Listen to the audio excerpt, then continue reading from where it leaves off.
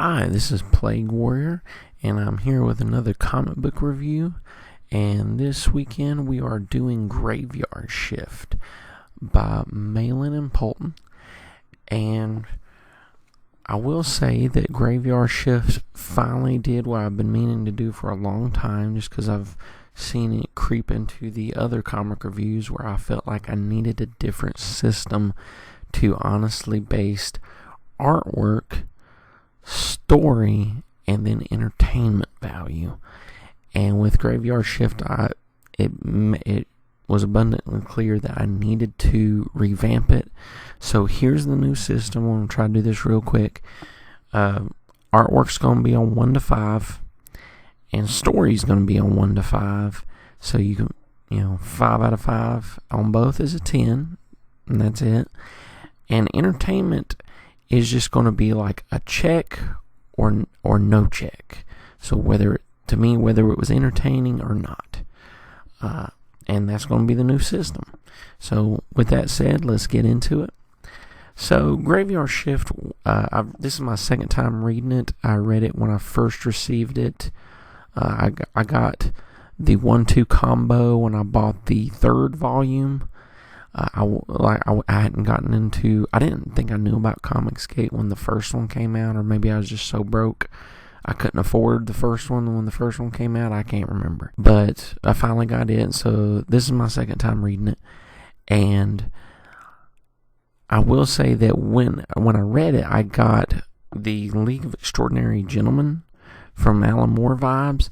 This ragtag team of horror movie icons come together to defeat something, another horror movie villain, or just a villain in general. And that's what I got from it. And it's a neat concept. I think it's a really cool concept, and I think that John Malin and Poulton just dial up the action and insanity to 11, and really just go for it. And what I'll say, the basic story is that, I'll try not to give too much away.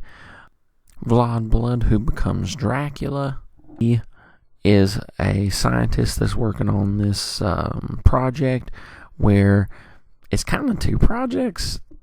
It's one, they're going to go into space, and the other project they're going to try to bring soldiers back from the dead. And there's Van Helsing. Thinking back, maybe I just missed that one part, but I think he's a benefactor. I don't know if he's a scientist or, well, he has to be a scientist because of what happens in the book, but I don't think it actually explains why he's there.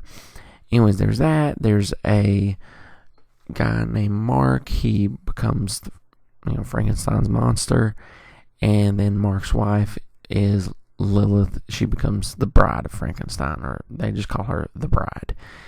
And then there's a little girl in there. She's kind of like I don't know what she does. She's just this brown monster. I don't think it's out of mud. I don't think it's mud or anything, but like a hairy monster. She doesn't really do anything in the comic. She's just kind of like a helper and like an innocent in there. So I think I just went too far there. So there's Vlad the scientist, and they're going with Van Helsing and a Harker who is like the project lead, and they are trying to do two projects at once. They're trying to build a spaceship to go into space to do out space exploration. And then they're also trying to bring back soldiers from the dead to create, armies that can't die. Now, they kind of focus more on the armies that can't die, and they're having a problem because when they bring them back, they don't want their minds to be there, but they always are. And so, they're failing at it. Well, then Van Helsing, who is either like another scientist / benefactor, you're not sure, ends up killing Mark, killing Harker, killing Lilith, and trying to kill Vlad, but then makes him his own pet project of trying to bring the dead back to life, but it's a different project, and brings him back with superhuman strength. He's like Dracula, basically, but super strong and with abs. And so that all happens. But then when Vlad comes back, he's like, oh, I gotta save Lilith. Goes and saves Lilith. They go and try to live out their time in the stars, in the spaceship. Mark gets brought back as Frankenstein's monster when he gets killed. Harker's just dead. Just plain dead. When they find Mark alive, they'd say, hey, Mark, let's go and kill Van Helsing. And Van Helsing has become the president because they attacked the Capitol. So they go and attack the Capitol again to try to get Van Helsing, and Van Helsing is shown to be immortal somehow. They don't know whether, because he doesn't look as, he doesn't seem to have like that. Like they all have different looks to them. Well, I think Vlad and Lilith kind of look, human mostly. Vlad, you can tell, is a Dracula, and he has to bite and suck blood out of people. Lilith, they don't really show. I mean, she gets ghastly white face with red eyes and stuff. Still mostly human-like. But Van Helsing, he looks straight up human until they shove us. Well, he bites women's heads off and stuff in there. And but he also gets a stake through the heart, and they're like, "Oh, you're not really still human, are you?" And he's like, "No, I'm not." He then escapes the Capitol, and they're like, "Oh, well, we'll go find him and make him pay." And then there's a twist ending. And if it seemed like a lot, it's because it is.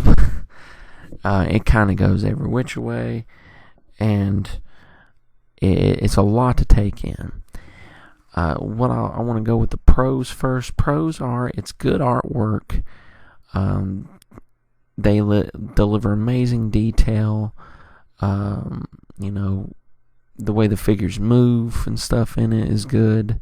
I know that sounds strange to say, but it's just the movements or the posing of the different characters in the different shots are really good. The concept is actually pretty neat. I like the concept. I know it's, like I said, it's an homage or whatever to A League of Extraordinary Gentlemen. And I have to admit, I've never read The League of Extraordinary Gentlemen. I did see the movie, and I know that doesn't do it justice. So maybe just because I haven't seen that, it seems like, it's a fresh and cool concept still to me. The splash pages, this kind of goes along with what I said, the artwork and detail. The splash pages are really awesome. There's a good splash page of the Frankenstein's monster rising from the ocean. There's a good splash page of the spaceship as it rises out of the ocean. And speaking of the spaceship, the castle, the spaceship is dubbed later as Castle Dracula, since Vlad they call him Dracula later on. The spaceship is a really cool concept design. The way they reworked it and everything, and thinking of Castle as Dracula's castle, instead of it being one central location in Transylvania, is a movable fortress that to take these League of Monsters where they need to go to fight is a pretty cool concept. I like that. That's very neat. Using what was once a stationary just setting as a mobile tool is really neat. And now let's get to the cons. And the cons are, the story is just kind of all over the place.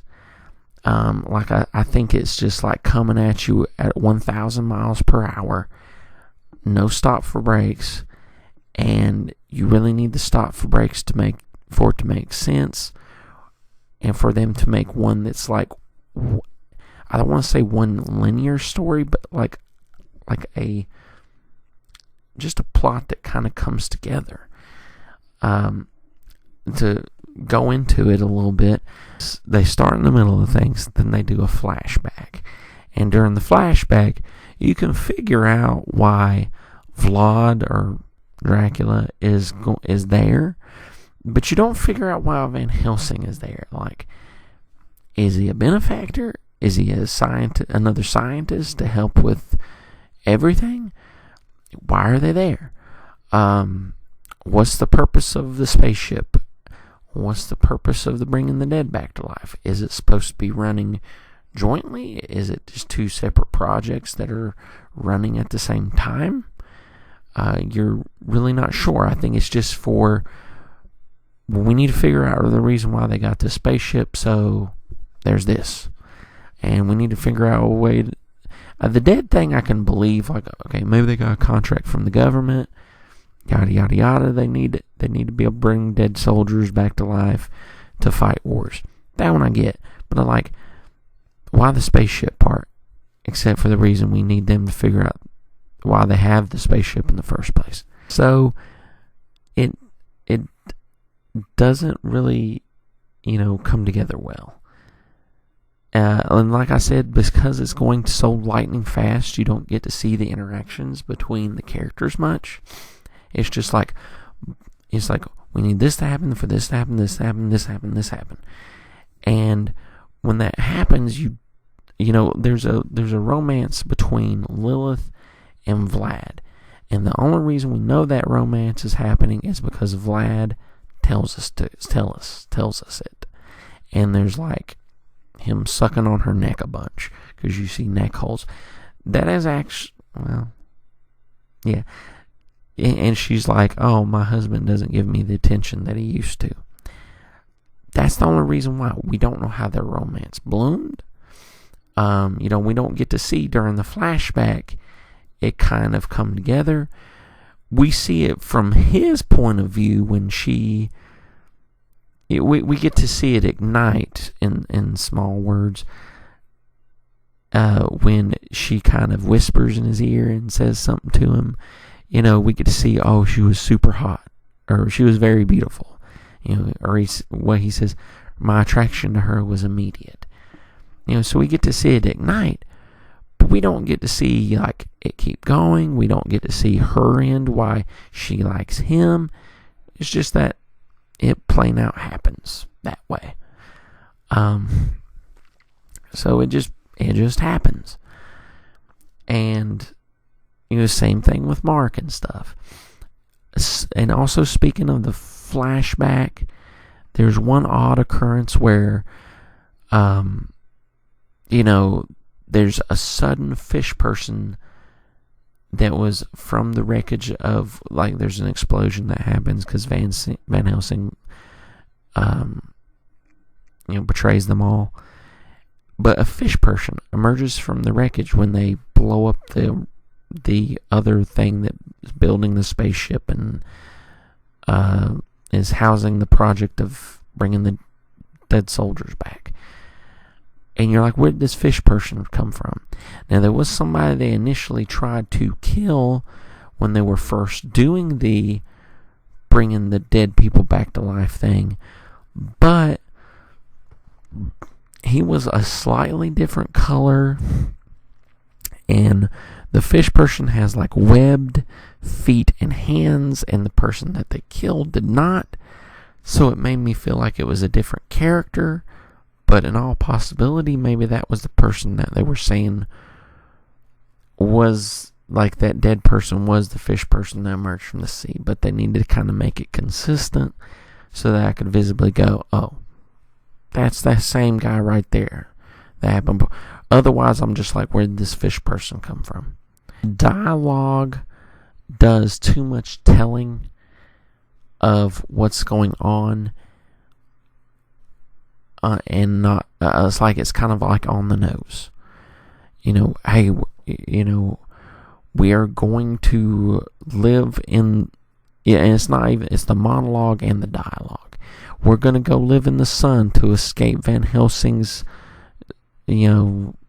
treachery, and we're going to live our life with this stowaway, girl that we found who's a monster too. Like that, like I could figure that out by the pictures. I would like the dialogue to explain more about other things. things that are not on the nose, things that I can't already see visually. And so I think that's one thing that could help the story along and explain other things that need to be explained, like who these, like I said, why was Van Helsing there in the first place?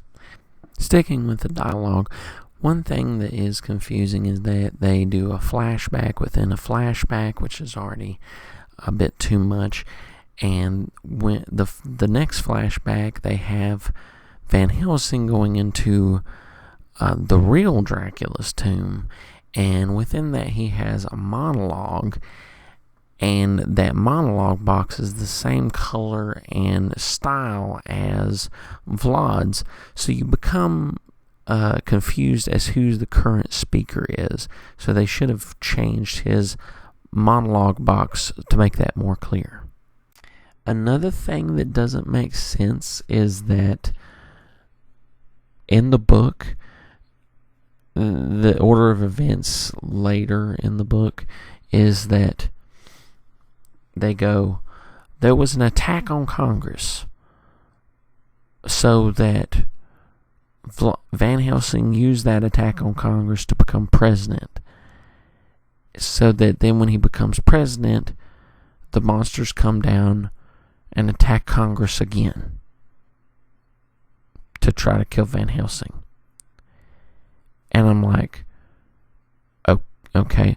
So, and the monsters talk, like after that or before that, talk about going to attack Congress to get Van Helsing. But I'm like, if he wasn't president at the first one, why did you attack Congress in the first place to get Van Helsing when he wasn't there yet? So it just didn't make sense. You know, they needed to have him either present something to Congress about the dead soldier program that he brought in, and they try to get him there, and then that's why he became president. Like I said, everything is moving lightning fast, so it's not much sense is made on this. So that then they could attack it again. And speaking of the attack on Congress, the panel there's one panel that shows Van Helsing going through a door with the reporters. The Castle Dracula or whatever it was blows up that building. But then they're still fighting members within the blown up building, and fight, because the members of Congress turn into mini, like zombies or little Draculas. I don't know or vampires. They turn them into vampires. So they have to fight them, but they're still in the building. But then it shows Van Helsing either entering or leaving the building, and then he gets hit with a stake and then runs away. I really don't know. Like I said, it's so fast. Everything's happening so fast. It loses. You kind of lose where you're at and where you're going. I'm like, it doesn't make sense. So, let's go ahead and get to the meat and potatoes of this. Let's give it the score. So overall, with the new system we created, we're going to give the art a 3 out of 5. Because like I said, wonderful art, wonderful concept designs, very nice detail. Nothing spectacular that hits me at like a 4 or 5. But like a 3 is perfectly fine. 3 is awesome. The story, I'm going to give a 2. Just because I said it doesn't make a lot of sense. It's kind of all over the place. it's an interesting concept. Story's an interesting concept, but it just doesn't come together well. Entertainment, here's the thing about the entertainment. If you like a B-level horror movie, maybe even C-level, one of those horror movies you find at the $5 bin at Walmart, you don't even know the movie production company who's making it. It's some type of weird one you never heard of. Or something you find on the lists of Roku and Netflix, and you're just like, I gotta see this craziness to believe it. You'll like it. If you don't like that, you could still give it a try, but it may not be for you. But overall, the entertainment, since it is so wild and crazy, I do give it a check. It's definitely not boring, so I give the entertainment a check. So thank you for listening, and I hope you have a great weekend.